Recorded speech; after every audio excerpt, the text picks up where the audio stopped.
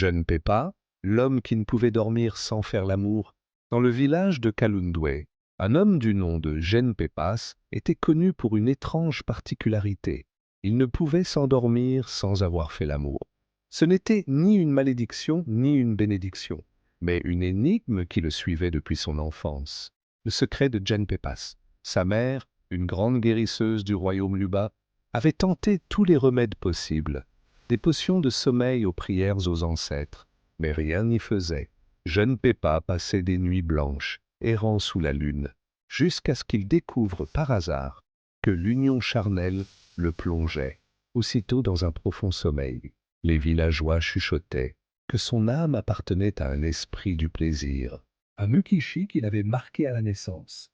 D'autres pensaient qu'il était maudit par une femme qu'il aurait aimée dans une autre vie, une vie de passion et de tourments.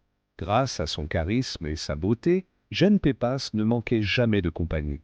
Mais son besoin devenait un fardeau. Il ne pouvait aimer une seule femme, car si elle s'absentait ou refusait une nuit, l'insomnie le torturait.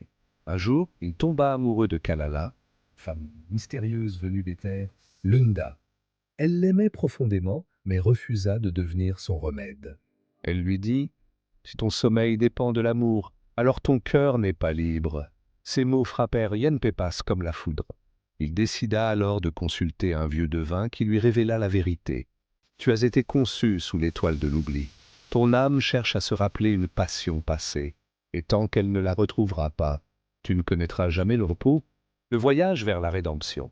Déterminé à se libérer, Jeune Pépas entreprit un voyage vers le sanctuaire de Mulopwe, là où les âmes perdues retrouvaient leur vérité.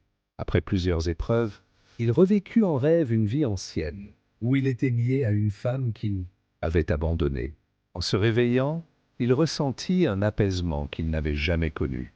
Cette nuit-là, pour la première fois, Jeune Pépas dormit, sans faire l'amour.